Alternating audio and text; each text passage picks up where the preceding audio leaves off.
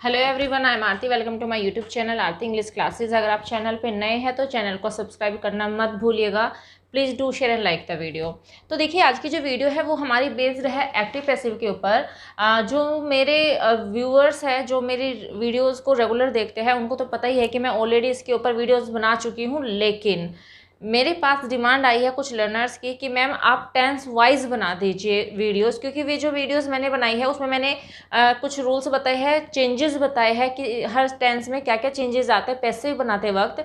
तो वो तो मैंने सारे बनाए हुए हैं, एवरी टाइप के सेंटेंसेस मैंने बता दिए थे। लेकिन मुझसे लर्नर्स डिमांड कर रहे हैं कि मैम आप अकॉर्डिंग टू द टेंस बना दीजिए। वो मैं बनाऊँगी, इसके बाद मैं वही वीडियोस बनाऊंगी। प्रेपोजिशन भी बची हुई है, वो कंप्लीट कर लेते हैं पहले हम, आफ्टर दैट मैं ये बनाऊंगी वीडियो।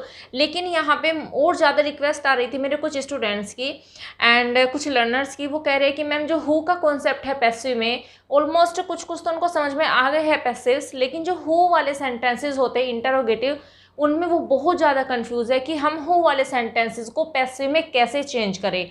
तो अगर आपको भी यही प्रॉब्लम है तो, और यही आपके मन में डाउट है और उसमें आप मिस्टेक करते हो कि कैसे हमें एक्टिव से पैसिव बनाते वक्त हु वाले सेंटेंसेस को बनाना है, तो ये वीडियो आज आपके लिए ही है। तो वीडियो के लास्ट तक आप जरूर बने रहिएगा। आज सारा का सारा जो डाउट है आपका हु वाले सेंटेंसेस को लेकर, वो सारा इसी वीडियो में हम क्लियर करने वाले हैं। सारा कवर हो जाएगा, आपका कोई भी डाउट आज के बाद नहीं रहेगा। चलो स्टार्ट करते हैं आज की video, that is based on active passive and specially who के ऊपर। तो देखिए, हु का कॉन्सेप्ट क्लियर करने से पहले मैं एक बार आपको रिकॉल करवा देती हूँ। अगर आपको याद होगा कि एक्टिव पैसिव के जो बेसिक रूल्स होते हैं वो क्या होते हैं, वो आप देख लीजिए। तो देखिए, देयर आर 3 बेसिक रूल्स। बहुत सारे तो रूल्स है, बहुत सारे चेंजेस है, बट मैं यहाँ पे वो नहीं अभी क्लियर करने वाली हूँ। बट हमें क्लियर करना है हु का कॉन्सेप्ट। तो बेसिक रूल्स आप देख लीजिए। जब हम एक्टिव से पैसिव सेंटेंस बनाते हैं तो हम 3 बेसिक रूल्स को फॉलो करते हैं। फर्स्ट रूल होता है subject and object are interchange, जिसमें ये होता है कि सब्जेक्ट को ऑब्जेक्ट की जगह पर एंड ऑब्जेक्ट को सब्जेक्ट की जगह पर रखते हैं। अब इस बात को आप बहुत अच्छे से ध्यान में रखिएगा, बस इसी बात को माइंड में रखना है आपको। क्या? सब्जेक्ट को ऑब्जेक्ट की जगह पे एंड ऑब्जेक्ट को सब्जेक्ट की जगह पे यूज करेंगे, बिल्कुल मत भूलिएगा। और जितने भी सारे वर्ड्स होते हैं, जितने भी पार्ट ऑफ स्पीच होते हैं, हम उनको कहीं भी हिलाते नहीं हैं। उनको हम किसी के भी जो प्लेस है, जहां जो उनकी पोजीशन है सेंटेंस में, हम उसको चेंज नहीं करते। बस 2 की ही पोजीशन चेंज होती है, सब्जेक्ट एंड ऑब्जेक्ट की। सेकेंड रूल होता है verb third is used in passive sentence. जितने भी सारे के सारे पैसिव सेंटेंस हम करेंगे, वो भले ही कोई से भी टेंस के क्यों ना हो, हम सब में मेन वर्ब की थर्ड फॉर्म ही यूज करेंगे। And third rule, by is used before subject. Subject से पहले हम बाय यूज करते हैं। तो these are 3 common rules that are applied on passive sentences. ठीक है, तो ये याद रखिएगा। अब देखिए, ये एग्जाम्पल समझ लीजिए पहले आप। Normal, he is making a noise, वह शोर मचा रहा है। तो अब देखिए, इसमें ऑब्जेक्ट क्या है? इसमें ऑब्जेक्ट है अ नॉइस। ठीक है, अ नॉइस ऑब्जेक्ट है एंड सब्जेक्ट है ही। मैंने आपको बताया कि इन दोनों के प्लेस को इंटरचेंज करना है। तो देखिए, अकॉर्डिंग टू द रूल यहाँ पे अ नॉइस आ गया है।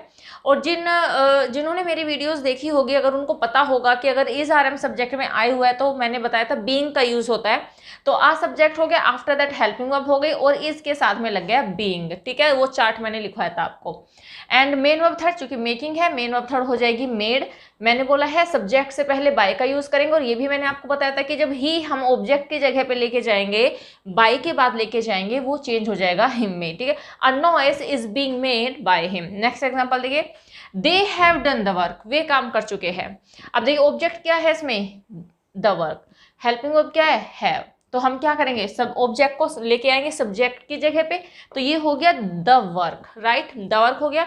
अब देखिए, यहाँ पे दे था तो हैव था, लेकिन जो वर्क होता है वो सिंगुलर नंबर में काउंट होता है। तो यहाँ पे हमने हैव को चेंज कर दिया हैज में, एंड हैज हैव के साथ में हम लगाते हैं बीन। तो हमने यहाँ पे बीन का यूज किया। मेन वर्ब थर्ड आ गई, बाई आ गया, एंड दे क्या हो गया? देम में चेंज हो गया। वो चार्ट मैंने आपको लिखवा रखा है। ठीक है, तो the work has been done by them. इन दोनों सेंटेंसेस में आप एक बात को नोट कीजिए कि दोनों ही सेंटेंसेस में सब्जेक्ट है, यहाँ पे ही। अब देखिए, शोर कौन मचा रहा है? ही। सब्जेक्ट कौन है? ही। यानी कि ही इस सेंटेंस में काम को करने वाला है। एंड यहाँ पे काम किसने किया है? काम कौन कर चुके हैं? दे। यहाँ पे काम करने वाले हैं दे। यानी कि दोनों ही सेंटेंसेस में सब्जेक्ट है। लेकिन अब बात यहाँ पे ये आती है कि हमें तो हु वाला सेंटेंस समझना है। जहां पर भी हु वाले सेंटेंस आ जाएंगे वहां पे सब्जेक्ट नहीं होगा। अगर मैं यहाँ पे यही कहती हूँ who is making a noise, कौन शोर मचा रहा है, बताइए कौन मचा रहा है शोर, पता नहीं कौन शोर मचा रहा है। तो ऐसे सेंटेंस जिनमें सब्जेक्ट है ही नहीं, तो वहां पे हम इस वाले रूल को कैसे अप्लाई करेंगे, यही तो प्रॉब्लम है स्टूडेंट्स को।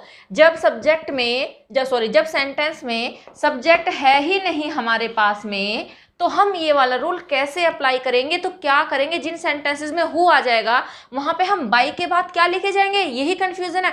तो चलिए इसी कंफ्यूजन को दूर करते हैं, हु की कॉन्सेप्ट को अच्छे से कर लेते हैं ताकि आज के बाद आपको इसमें कोई डाउट ना रहे। पहले रूल नहीं देखेंगे, पहले एग्जाम्पल्स को देखेंगे। तो देखिए अभी मैंने आपको एक एग्जाम्पल कराया था, मैंने उसमें बोला था he is making a noise, वह शोर मचा रहा है। तो वहां पे शोर कौन मचा रहा था, ही, तो ही सब्जेक्ट था हमारा उस वाले सेंटेंस में। बट इफ आई से who is making a noise, शोर कौन मचा रहा है, तो अब देखिए सेंटेंस में सब्जेक्ट नहीं है। तो ऐसे सेंटेंसेस जहाँ पे सब्जेक्ट नहीं होते हैं वहाँ सेंटेंस हु से स्टार्ट होते हैं, और जब हम उनको इंग्लिश में चेंज करते हैं या उनकी पैसिव बनाते हैं तो तब हम सेंटेंस के स्टार्टिंग में बाय हुम का यूज़ करते हैं। क्यों, देखिए मैंने आपको बताया था कि सब्जेक्ट से पहले बाय का यूज़ करते हैं, लेकिन चूंकि हमारे पास तो सब्जेक्ट है ही नहीं है तो हमें बाय तो यूज़ करना है, तो हम उसके बाद में हु को हटाएंगे और वहाँ पे हम यूज़ करेंगे बाय हुम। ये याद रखिएगा, जिन सेंटेंसेस में हु आता है, जो सेंटेंस हु से स्टार्ट होते हैं, उन सेंटेंसेस में हम हु को हटाकर बाय हुम का यूज़ करेंगे। आफ्टर दैट हम हेल्पिंग वर्ब का यूज़ करेंगे, आफ्टर दैट ऑब्जेक्ट। एंड देखिए मैंने यहाँ पे डैश डैश डैश लगा के छोड़ा है, वो इसलिए क्योंकि अकॉर्डिंग टू द टेंस और भी बहुत सारे चेंजेस होते हैं। जिन लर्नर्स को पता है कि अकॉर्डिंग टू द टेंस क्या क्या चेंजेस होते हैं पैसिव में चेंज करते वक्त, वो तो समझ जाएंगे। थोड़ी सी प्रॉब्लम उनके लिए होगी जिनको नहीं पता कि पैसिव में चेंज करते वक्त अकॉर्डिंग टू द चेंजेस क्या क्या होते हैं। तो प्लीज़ आप वो सारे के सारे चेंजेस क्लियर कर लीजिएगा।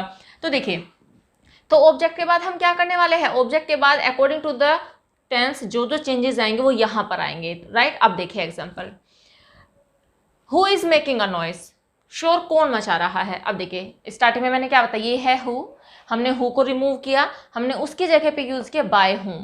क्या यूज किया, बाय हुम। अब देखिए हेल्पिंग वर्ब वहीं रहेगी, हेल्पिंग वर्ब को नहीं इधर उधर लेकर जाना, हेल्पिंग वर्ब वो ही रहेगी। तो ये हो गया इज, अ नॉइस, ऑब्जेक्ट आ गया अ नॉइस। बाय होम की जगह हमने बाय होम का यूज किया, हेल्पिंग वर्ब की जगह ही यूज हुई। एंड अब आया ऑब्जेक्ट, ऑब्जेक्ट यहाँ पे हमने लिखा अ नॉइस। अब देखिए अब ऑब्जेक्ट आ गया हमारा, तो यहाँ पे मैंने आगे आगे डैश इसलिए तो करके छोड़ा है। आपको पता होना चाहिए कि जब सेंटेंस में इज आर एम आ जाते हैं तो उनके साथ में हम बीइंग का यूज करते हैं। तो यही रीजन है कि हम ऑब्जेक्ट के बाद में लिखेंगे been and after that verb की third form made. By whom is a noise being made. अब यहाँ पे एक बात ध्यान से सुनिएगा जो कि मोस्ट इंपॉर्टेंट है, सबसे ज़्यादा मिस्टेक लर्नर्स यहीं पे करते हैं। क्यों, क्योंकि लर्नर्स डायरेक्ट इनडायरेक्ट को भी सीख चुके होते हैं और वो एक्टिव पैसिव को भी सीख रहे होते हैं, तो वो क्या करते हैं, दोनों को मिक्सअप कर देते हैं। जैसे डायरेक्ट इनडायरेक्ट में हम सब्जेक्ट के बाद यानी कि जितने भी इंटरोगेटिव वर्ड्स होते हैं उनके बाद आने वाले हेल्पिंग वर्ब्स को कहाँ पे लेके जाते हैं, सब्जेक्ट के बाद लेकर जाते हैं। वो मिस्टेक करते हैं यहाँ पे लर्नर्स। वो क्या करते हैं, अच्छा बाय होम आ गया तो अब क्या आएगा, पहले अननॉइस ले आते हैं या फिर वो इजारम को या फिर हेल्पिंग वर्ब को यूज ही नहीं करते। ये सबसे गलत बात है लर्नर्स की या फिर स्टूडेंट्स की, कि वो बाय होम के बाद हेल्पिंग वर्ब को यूज नहीं करते, वो हटा देते हैं। ऐसा नहीं करना होता है, जो भी हेल्पिंग वर्ब इसके बाद में आएगी वो वहीं पे यूज होनी है, इस बात को याद रखिएगा, ना वो ऑब्जेक्ट के बाद जाएगी। जैसे कि डायरेक्ट इनडायरेक्ट में सब्जेक्ट के बाद हेल्पिंग वर्ब चली जाती है, इंटरोगेटिव सेंटेंस में ऐसा पैसिव में नहीं होता, याद रखिएगा इस बात को। तो हेल्पिंग वर्ब वहीं आएगी जहां पर है, राइट। बस यही एक मेन इंपॉर्टेंट फैक्ट था जो मुझे बताना था। अब अगला देखिए example, who has done the work. अब देखिए हु आया है तो बस कर दीजिए, क्या करना है, बाय होम यूज किया, हैज इसी के बाद आ गया। अब क्या आएगा इसके बाद, ऑब्जेक्ट आ गया द वर्क। और मैंने बताया जब परफेक्ट टेंस होता है, चाहे वो प्रेजेंट परफेक्ट हो चाहे वो पास्ट परफेक्ट हो, हैज हैव हैड सबके साथ में बीन का यूज किया जाता है। तो यहाँ पे ऑब्जेक्ट के बाद आएगा been and after that main verb की third form. By whom has the work been done. एक और एग्जाम्पल देखिए, हु कैन डू इट, ये किस, हु कैन डू इट, ये कौन कर सकता है। अब देखिए अगर आपको पता होगा तो कैन के साथ जितनी भी सारे मॉडल्स होती है उनके साथ पैसिव में हम बी का यूज करते हैं। तो बस कर दिया हमने ऐसे, ये तो क्या है, हु हटाया, बाय होम का यूज किया। आफ्टर दैट कैन वहीं आया। ये बात याद रखिएगा, मैं अगेन एंड अगेन बता रही हूँ आपको कि चाहे वो हेल्पिंग वर्ब हो, चाहे वो मॉडल्स हो, अगर वो हु के बाद आई हुई है तो बाय होम के बाद ही यूज होगी। क्लियर? चलो, तो by whom can, after that object. अब जो कि मैंने बताया है आपको कि मॉडल्स के साथ बी का यूज होता है, तो बी यूज हो जाएगा सब्जेक्ट के, सॉरी ऑब्जेक्ट के बाद में, and after that done. Do की हु कैन डू इट, है ना, तो डू की थर्ड फॉर्म हो जाएगी done. By whom can it be done. I think ये समझ में आ गया होगा आपको, आ तो जाना चाहिए। वैसे मैंने अच्छी तरह से समझा ही दिया है। अगर आपको एक बार में समझ में ना आ जाए तो आप एक बार वो वीडियो को देख लीजिएगा, तो जितने भी सारे डाउट्स हैं वो आपके क्लियर हो जाएंगे। क्योंकि भाई देखिए, जब तक आप प्रैक्टिस नहीं करेंगे ना तो आपको कभी कुछ नहीं आ सकता। तो जितने भी ग्रामर होती है, आप मैथ्स को उठा लीजिए, आप ग्रामर को उठा लीजिए, इनको प्रैक्टिस की नीड होती है। जितनी प्रैक्टिस आप करोगे वो आपके माइंड में उतनी अच्छे से सेट हो जाएगी। तो आप बस सारे के सारे एक्सरसाइज उठा लीजिएगा हु की, और उनको चेंज करके देखिएगा। एक करोगे, 2 करोगे, 3 करोगे, धीरे धीरे धीरे करते करते वो आपके माइंड में सेट हो जाएंगे। तो बस आज की वीडियो में इतना ही।